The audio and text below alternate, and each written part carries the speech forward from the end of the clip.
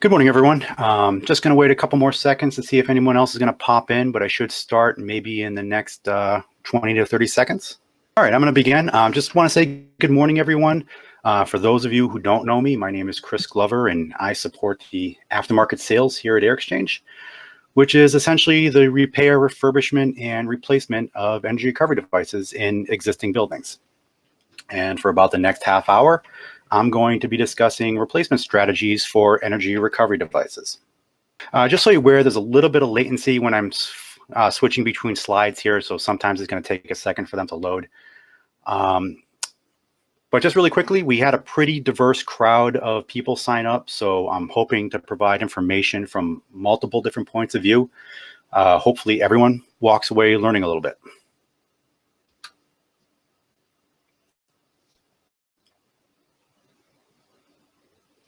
So on the agenda this morning, we're going to talk about the importance of these devices in the building environment. We'll go over common strategies based on experience and cost, and then we'll look at a couple of more recent successful project profiles. Just a quick word, these webinars are really set up for a one-way line of communication, but if you notice you have a chat box in the bottom corner, feel free to just kind of jot down your notes, and then I'll open it up at the end to discuss and answer any questions that you may have. Okay, so I wanted to take a few minutes to try and set the stage a bit. Why should we be interested in replacement energy recovery components? Now, a lot of discussion that's going to take place in the next few minutes is going to be seen kind of high level, pie in the sky type talking points. But if you stick around to the end, I'm going to be discussing some actual projects and their respective savings, costs, and rate of returns. So once again, why are we here? Why are we spending these few minutes this morning to discuss this? Well, the application of energy recovery technology since the 1970s has really increased in not only installed quantity, but also in building diversity. So you're actually coming across these devices a lot more in existing buildings. And when servicing equipment, it's usually a far more cost-effective option to replace a failed component than it is to replace the entire HVAC unit. Energy recovery components being no exception. So I'm going to start off and let's discuss from a building operator's perspective, why is energy recovery important to you?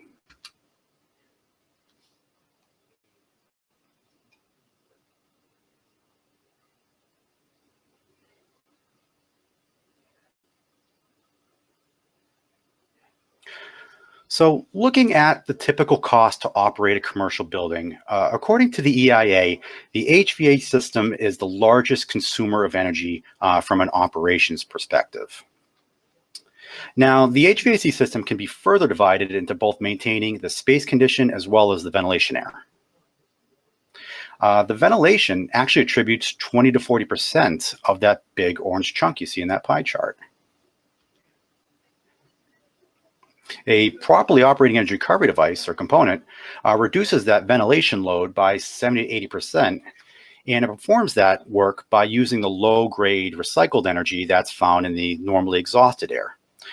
So as you can see from that chart, by the large area in green, a non-operating energy recovery component would have immediate and noticeable impact on the mechanical system's ability to condition the air.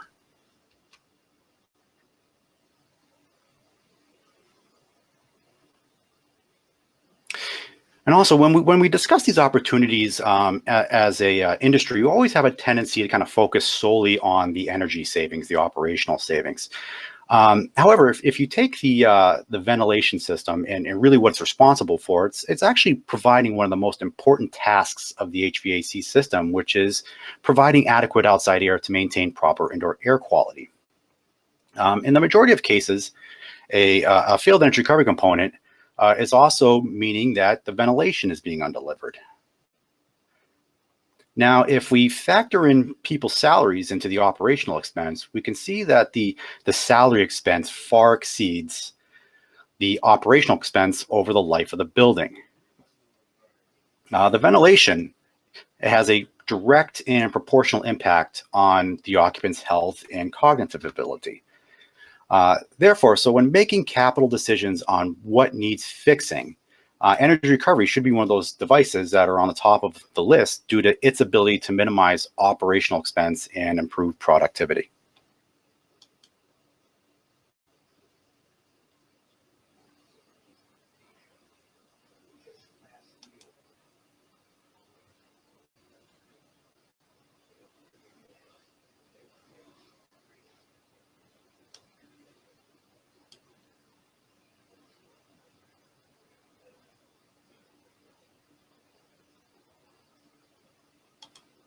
Okay, so that was the importance based on from a building operator's perspective. Now, what's the importance if you're a service contractor, mechanical rep, design engineer, or any other component of the HVAC industry?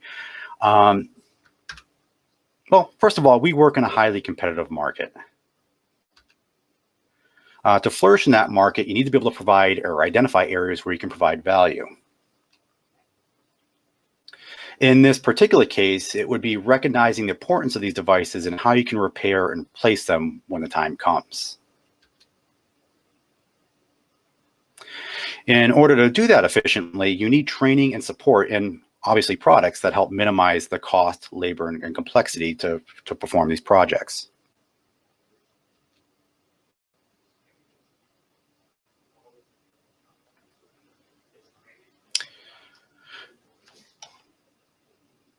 Now, I don't want to give here everyone the impression that these components are prone to failure because they're not. Based on what we actually replace, the average life expectancy is usually between 15 and 20 years. Can you get above 20 years? Absolutely. See it all the time. But it does require a bit of observation and routine maintenance to get above that age range. Before we get into strategies for replacement, I really want you to keep in mind what I feel are the most common barriers for a component replacement. Because as we go through these strategies, each are going to speak to the following items. So the first is the project isn't worth the effort. Basically, this is the juice isn't worth the squeeze argument. But just as we discussed on the previous slides, and as you'll learn in the project profiles, the typical payback on these projects is usually very attractive. The second is the project is too complex. It's the how am I ever going to fit this huge component into this little space argument.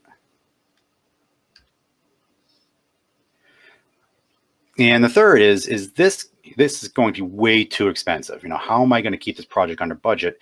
And that really plays off the first two arguments. So as we go through the following slides, I'm hoping you keep these in mind and how they can all be addressed because and oftentimes the perception doesn't match the reality of these projects.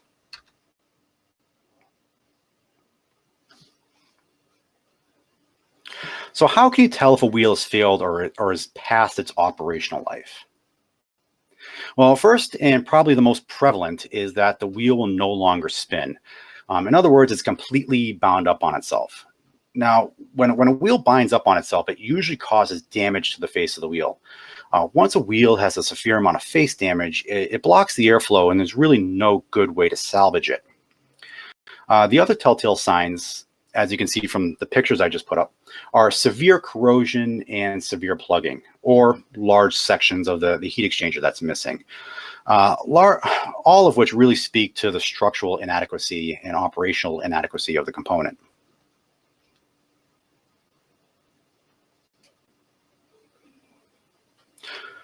So let's say you've identified an inoperable component. What are the common methods of replacement? The first one is to replace just the wheel, keeping the original frame intact. The second is removing the old cassette out in its entirety and replacing it with a site-built cassette. The third is a slide-in replacement. And the fourth is Airxchange specific, but it involves replacing just these segments of the heat exchanger media themselves.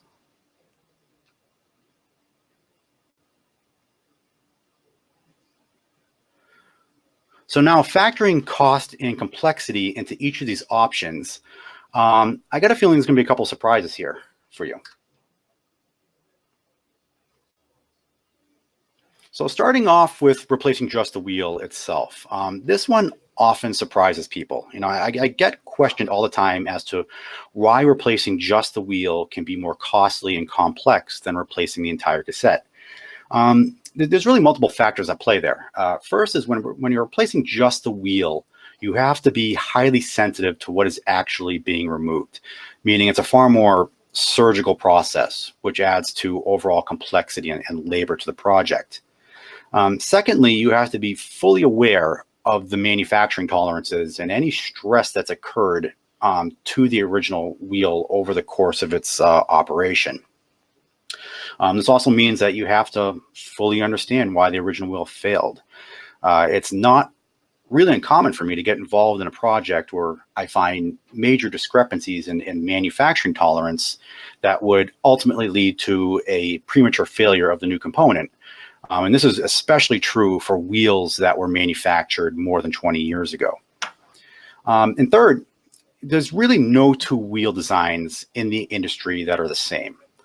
Wheel-only replacements require a bit more custom engineering to design and fabricate the parts, which leads to higher costs.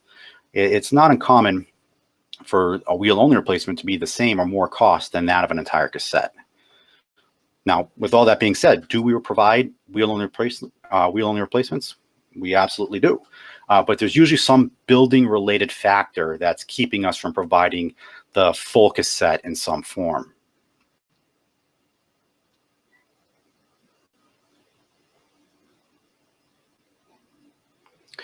So the site-built cassette is really kind of the jack of all trades in the product lineup. Now, even there are more parts to assemble in these designs, the total labor on these projects is usually a lot less than that of a wheel only. And that's because you don't really have to be careful about what needs to be removed. And also because they're not overly complex. Everything is made to fit together, and it doesn't require as many field adjustments post-installation. The field assembled kits design employs all the standard modern manufacturing tolerances of our OEM products, which basically ensures that everything is going to fit properly once you get to the site. Now, I really want to stress how important that is, because we've been involved in a couple of projects where, in an effort to try and reduce costs, someone ultimately purchased a wheel from someone else and found out after the fact that essentially the round wheel was sitting in an egg-shaped hole, meaning it wouldn't spin. And they had to go through a considerable amount of effort to get everything to fit properly. So matching modern tolerances to older tolerances can be quite complex and difficult in many, many cases.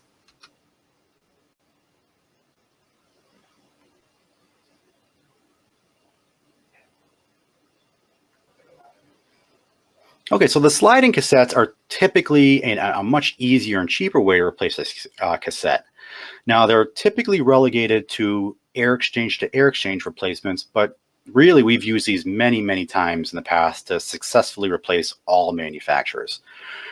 With the slide-in replacement, there's no assembly on site, which obviously is going to reduce the labor quite considerably. However, the effectiveness of this option is really dependent on the size of the component and where it has to go within the building.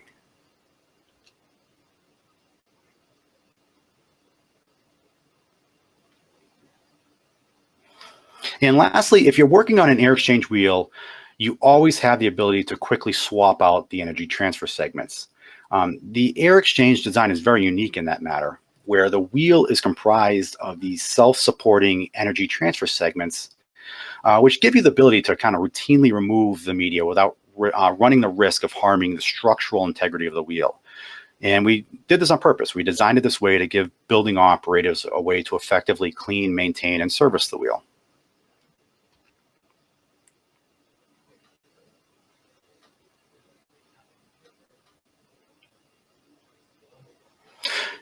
I'm going to go into a little bit more detail for all these options. Starting with the wheel only, when does this option make the most sense? In my experience, the best applications for wheel only replacements are high CFM applications, and usually in the range of 20,000 CFM and above. As I mentioned before, there usually is a site-related restriction barring a new cassette from being used. An example of that would be, let's say that the frame of the cassette is fully welded to the air handler, or if it's providing structural integrity to the air handler itself, and by removing the frame, it's going to hurt the integrity of the cabinet, stuff like that. It's available in wheel sizes from 92 inches up to 156 inches, which equates to roughly 20,000 CFM to 65,000 CFM.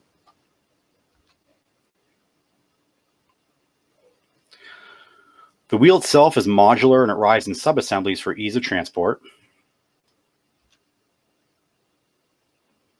And for the wheel-only applications, we also provide the new drive system, which includes the motor, the belt, the shaft, the bearings.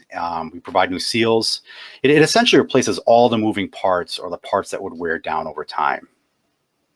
Just really quickly, the fun fact on wheels, there really are, once again, no two wheels that are made exactly the same way in the industry. So when replacing just the wheel, you do have to factor in some design and engineering time, which is going to add to the overall lead time of the project, which is usually somewhere between 8 and 10 weeks.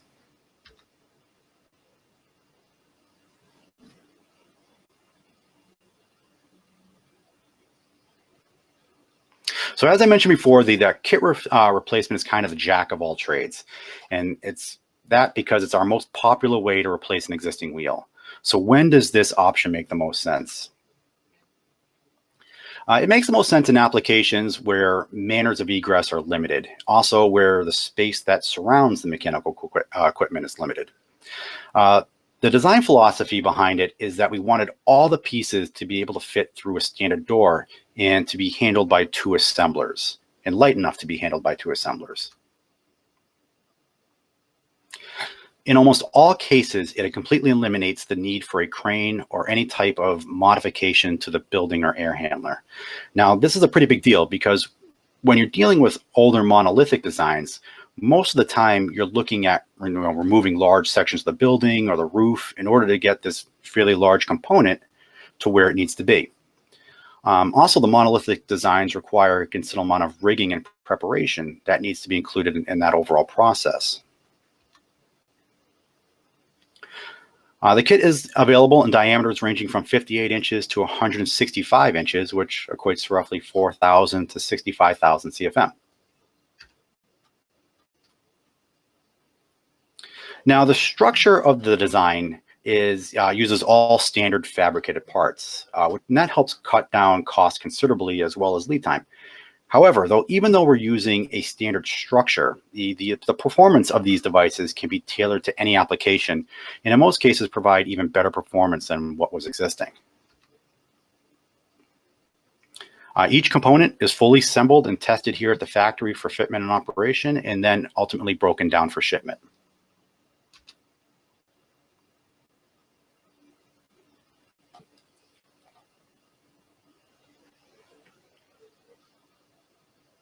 Okay, quickly on the sliding replacement, when does this one make the most sense? Most of our OEMs build our cassettes into a track system where you can slide them in and out relatively easy in the cabinet. So in the majority of cases, when you're looking to replace an Airxchange design, you can simply slide the old one out and slide the new one in and plug it in. It's usually pretty that simple. Now, because Airxchange designs have a tendency to be smaller and more compact than other manufacturers, the slide-in designs have been used quite successfully to replace other manufacturers. Now, size does become an issue at a certain point when considering this option. So they're generally relegated from about 25 inches in diameter to 74 inches in diameter, which equates to roughly 500 CFM to 13,000 CFM. Could you get them bigger than that? Absolutely, but you have to be not concerned with the added size and weight. Just like the split design before this, the structure is standard, but the performance can be tailored to any application. Also, each cassette goes through the same number of tests to ensure the operation prior to shipment. And because there's no added labor to assemble these devices on site, this is usually a very cost-effective option within the certain sizes.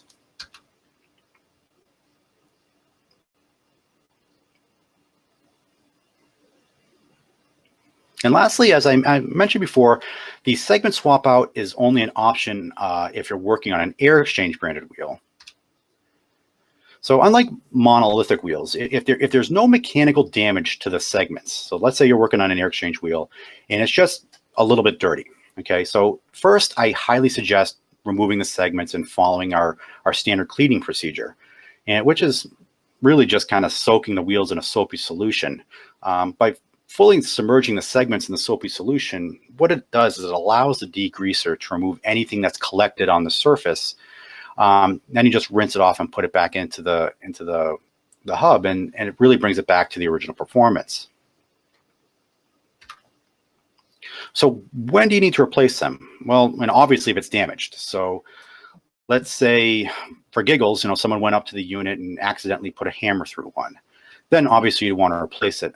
However, another benefit of the Airxchange segment design is that you're not looking to replace the entire wheel. You could just physically replace that single damaged piece. So what's nice about that is you're only servicing what needs servicing at that time.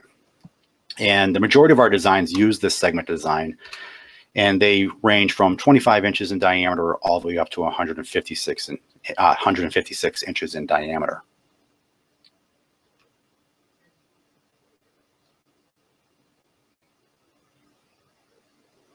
Okay, so for the rest of the presentation, I'm going to focus on the first three options, which really provide the solutions for the entire ERV market, regardless of manufacturer. So here are some typical rules of thumb when planning for the replacement of energy recovery devices or components. For the majority of the projects, we recommend having 2 to 3 people available for the removal and assembly. In most cases, we find that adding more people usually doesn't cut down on the labor, and that's because of the tight space constraints of the cabinet and the workspace. I mean, if you really think about it, there's only so many people you can fit into an air handler at the same time. Now, there are cases where the more bodies you throw at it, the quicker the project is going to be. But those projects are usually where there are multiple wheels being replaced within multiple air handlers. So you can kind of divide and conquer. But the rule still remains. You still typically want 2 to 3 people per unit. The majority of the labor is going to be in the removal of the existing component. For the majority of the projects that we're involved in, it takes about a day for 2 to 3 people to disassemble and dispose of the existing heat wheel component. The new wheel components are designed to be assembled with common hand tools, which means fasteners like rivets and bolts. There's really nothing too complex about them. And in most cases, even in the case of the larger wheels, it takes about a day to assemble. And after the wheel's been assembled, it typically takes about a day to do what I call the buttoning up, which is usually wiring the new motor, installing any blank off panels, adjusting the seals, and performing the startup on the new device.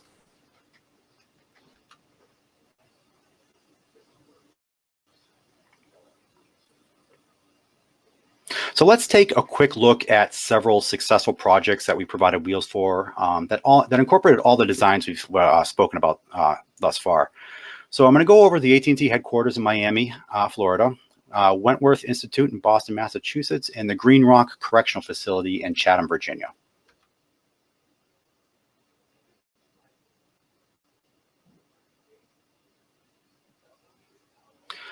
So trying to keep in the same order, I'm going to discuss the AT&T headquarters in Miami, Florida. Now, this was a wheel-only application. The project was located right in downtown Miami. Obviously, ventilation adds a significant load to those buildings in that area. The building itself was 6 stories tall. The wheel was located in a penthouse on top of the roof. The original wheel was over 30 years old, but the media had been replaced previously in that time frame. The original wheel manufacturer was approached for replacing the wheel, but was actually the owner was actually told that they didn't want to support it anymore.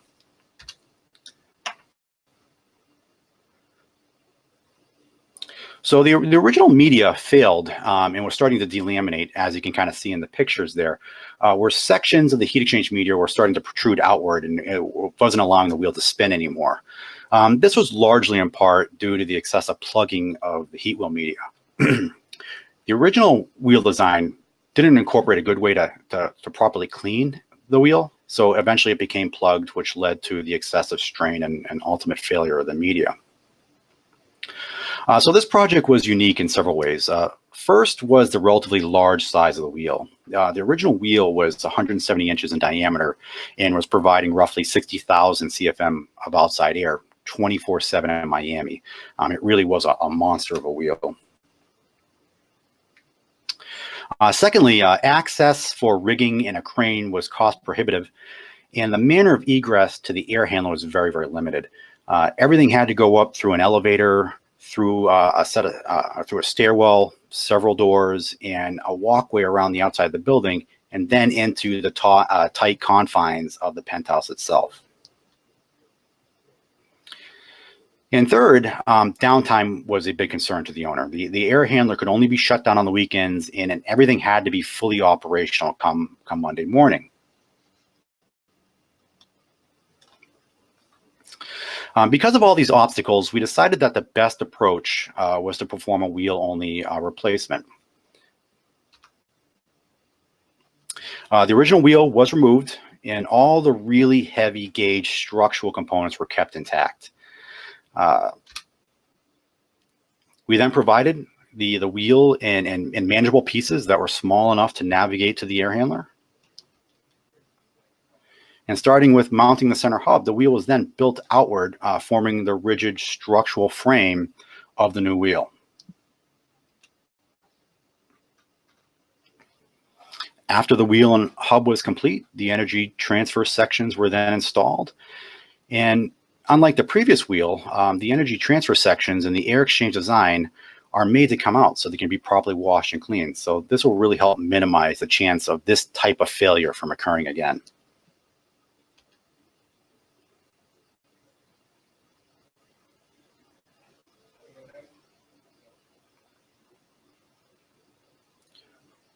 So what was the outcome of the project? Really, from soup to nuts, the new wheel was operational over the weekend, and this was divided into 2 8-hour shifts. The fully operational wheel reduced the air conditioning load by 130 tons. The total cost of the new wheel is $45,000. And based on the building's operating efficiency, schedule, and utility rates, conservatively, the annual operating savings with the new device is $27,000 per year. Now, factoring all that in, that equates to a simple payback of 1.6 years. I'd also like to add that this job was being submitted for an energy rebate at Florida Power and Light, which would further enhance the payback on the project.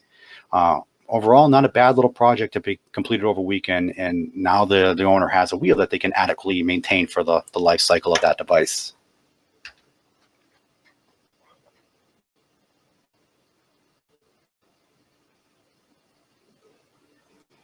Okay, so the next project was done at the Wentworth Institute of Technology, and this was a complete split cassette project.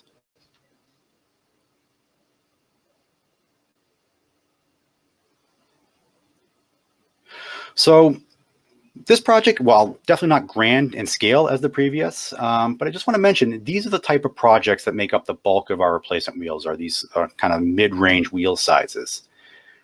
And another thing I'd like to mention is that we do enjoy a large percentage of repeat customers. In this particular case, after the first project was complete, we then provided additional wheels for other inoperable components that were on campus. Okay, so the building itself is located in downtown Boston and in a very busy section of the city. Really, in every section of Boston is busy these days. But due to the traffic, the equipment had to be light enough and compact enough to be offloaded very quickly. The wheel being replaced was located within the 7th floor mechanical room. And like the previous project, we were given limited access to that air handler. The replacement component had to go up an elevator through several standard doors and maneuvered through the relatively tight space in the mechanical room. Another obstacle was in this particular air handler, it had a horizontal air partition, which meant all the sub-assemblies had to go through the small half doors on the cabinet. The original wheel, being a monolithic design, just couldn't be slid out because of the structural steel separating the top and bottom halves of the air handler. In this particular case, the access to the wheels were roughly 3 feet tall, and we had to replace a wheel that was over 6 feet in diameter. So you can see, obviously, the difficulty there. The new wheel was 74 inches in diameter and handled roughly 8,000 CFM 24/7.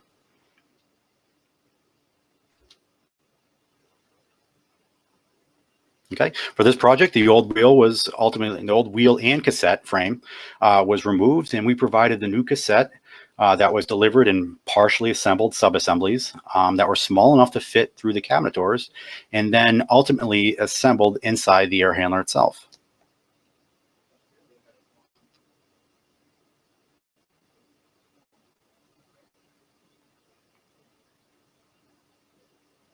What made this project so successful was the new wheel actually offered better performance at a lower pressure drop than the original wheel, which obviously has a direct impact on the fan system efficiency as well as the operational efficiency of the device itself. Um, Furthermore, I mean, the project also required zero modification, meaning they didn't have to cut a hole in the wall, they didn't have to cut the air handler open, or really anything that would have added additional labor cost to the project. The project itself took 2 days to complete, and those were 4 to 6 hour days. Now, since this is in Boston and not Miami, the savings are largely on the heating side, but the fully operational wheel saves 3,700 therms annually. The equipment cost came in at $9,000. And once again, based on the location, operating efficiencies, and schedule, the new wheel saves around $5,000 annually. This particular project was also awarded a utility rebate based on those therm savings. So based on the cost of the equipment and the rebate dollars, the simple payback was less than a year on this particular project.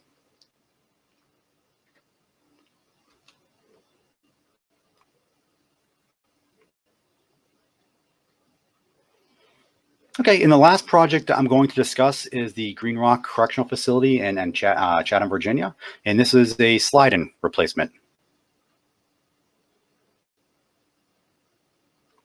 Okay, so this project was located in a more rural area in a correctional facility that operates 24/7. The biggest concern for the facility was the downtime. They can only have the units down for a very minimal amount of hours. So they were really looking for a solution to kind of get everything back up and running as quick as they can. The original wheel failed due to severe delamination. And as you can see from the pictures, there was large sections of loose heat exchanger material present. So similar to the previous project, the original design was monolithic, but in this particular application, the air partition was vertical rather than horizontal. And what this allowed us to do is to slide the old cassettes out in their entirety. Another benefit was the units were also on pads on ground level, which made accessing them really, really easy. So due to the smaller sizes and weight, and obviously the ease of access to the unit, it was decided that the original wheels would be better suited replaced by slide-in replacements. We used 2 cassettes on this project. One was 58 inches in diameter, and the other was 74 inches in diameter, which equates to roughly 5,000 and 9,000 CFM respectively.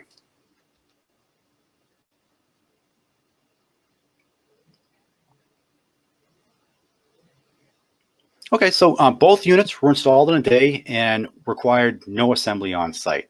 Essentially, they slid the old one out, slid the new one in, installed a bit of sheet metal flashing and wired it up, and it was fully operational. So overall, pretty simple process, and once again, required zero assembly on site. So these units were located in an area of the country where they share a good amount of heating and cooling savings. So when you combine the two together, it yields about $14,000 in annual operational savings. The cost of the new cassettes were roughly $12,000. So looking at the cost of the equipment and the saving yields a simple payback of, once again, less than a year. So slide-in replacements, I just want to mention, are a fantastic way to minimize cost and labor. But as long as you have enough access to the unit and the size and weight of the cassette isn't a burden. One of the things you might be asking yourself is, why can't I just go back to the original equipment manufacturer? And obviously, in this particular case, you can. But the real opportunity here is now that you can replace these older monolithic designs with a newer segmented design that can be effectively cleaned and maintained relatively quickly and cost effectively.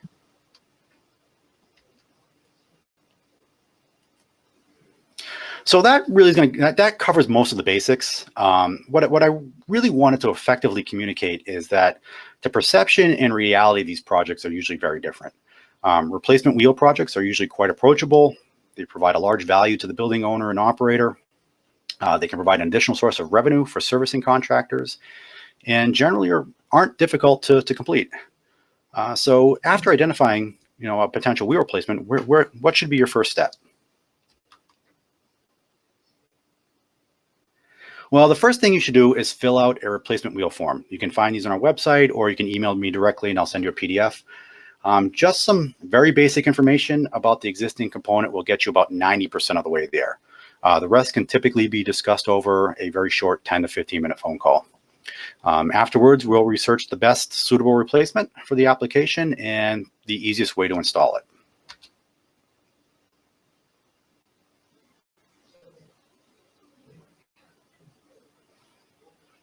Okay, so each project is going to include a comprehensive breakdown of the performance, dimensions, and weights of both the fully assembled components and subassemblies. We'll also provide a detailed assembly instruction, as well as any videos that are specific to certain parts of the assembly process. For split cassettes and wheel-only replacements, we provide the option to have a factory member on site to provide instruction on the assembly of the device, as well as to help perform the startup after the component has been fully assembled. And lastly, each option includes our standard 5-year warranty. I just kind of want to end with the fact that we stand behind our product. We want our wheels to spin for a very long time, and we will fully support these devices throughout their life cycle. And really quickly, if you need to get a hold of me, here's my contact information. Feel free to reach out to me with comments. It could be on this presentation. It could be ideas for future presentations, or if you just have general questions that you need to be answered. With that being said, I'm going to go over here and enter the chat box and see if I can answer any questions that you may have. Once again, thank you very much for taking time out of your day. And let's see what we have for questions here.